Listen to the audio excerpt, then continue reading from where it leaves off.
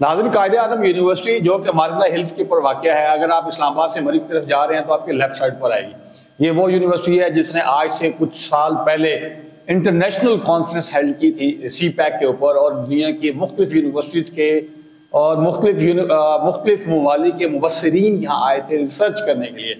ناظرین، آج وہ یونیورسٹی قتل و غارت، آگ اور خون کی ہولی کے اندر ڈوب چکی ہے۔ ناظرین، 28 ستمبر کا واقعہ ہے کہ جب دو لسانی گروپوں کے اندر پنجابی اسٹوڈنٹ کونسل اور پشتون اسٹوڈنٹ کونسل کے اندر جو ہے وہ کسی بات پہ جھگڑا ہوتا ہے۔ ہاسٹل نمبر کے بارے میں فگر ہے جی، ہاسٹل نمبر 7 کے اندر 20 لوگ پنجابی کے، انہوں نے جناب ڈنڈا بردار لوگوں کے ساتھ پشتون لوگوں کو مارا، اور پھر پشتون لوگ کیفیٹیریا کے باہر 70-80 اکٹھے ہوئے اور انہوں نے آ کے پھر ہاسٹل نمبر 7 کے اوپر دھاوا بول کے تیس نیس کر دیا، 25 سے 30 لوگ زخمی ہوئے۔ ناظرین، یہ بات ہے 28 ستمبر کی۔ پھر وہاں کے ڈین کے کہنے کے اوپر جو ہے وہ سیکریٹریٹ تھانے کے اندر FIR ہوئی اور معاملہ رفع دفع ہو گیا، اور کچھ لوگوں کو ریسٹیگیٹ کرنے کی بھی بات چلنے کی کوشش کی گئی۔ لیکن اسی اثناء میں جب KPK کے اندر جرگہ جو بیٹھا ہوا تھا، وہ ساری جرگے کی ذمہ داری علی امین گنڈا پور کے اوپر سونپی گئی، اور وفاق کی طرف سے محسن نقوی صاحب کو وفاق کا نمائندہ بنا کے وہاں بھیجا گیا، اور KP کے اندر معاملات کو جو ہے وہ سیٹل ڈاؤن کرنے کی کوشش کی گئی۔ لیکن 75 سال سے جس طرح ڈیوائڈ اینڈ رول کا سلسلہ چل رہا ہے، اس کے ساتھ ساتھ یہ بات بھی بتاتا چلوں کہ پچھلے کچھ سالوں کے اندر پنجابیوں اور پشتونوں کے اندر بڑا اچھے تعلقات بڑھتے جا رہے تھے، بھائی چارہ بڑھتا جا رہا تھا۔ لیکن اب سامراج سے یہ چیز برداشت نہیں ہوئی اور انہوں نے یہ دنگا فساد کروایا۔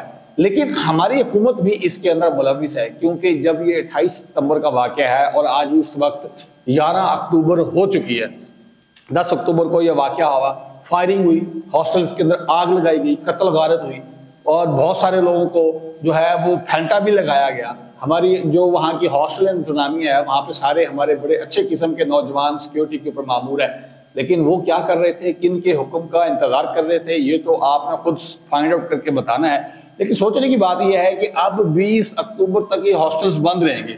کیا یہ ہاسٹل بند کرنے سے معاملات ٹھنڈے ہو جائیں گے؟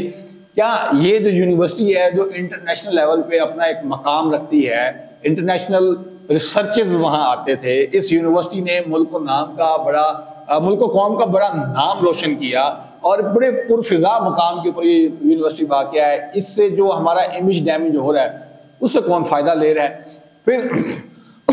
پھر سوالات یہ بھی ہیں کہ جب محسن نقوی وہاں پر مصروف تھے اور علی امین گنڈا پور صاحب یہ ایک بڑا اچھا محاذ کے اوپر ڈٹے ہوئے تھے، اور بڑا اچھا انیشیٹو تھا کہ وفاق اور صوبے کے اندر جو ہے وہ ایک اتحاد پیدا کرنے کی کوشش کی جا رہی تھی، جو اختلافات تھے وہ ختم کرنے کی بڑی بھرپور کوشش کی جا رہی تھی۔ پھر ساتھ میں ایک دن پہلے PTM پشتون تحفظ موومنٹ کے اوپر پابندی بھی لگائی گئی۔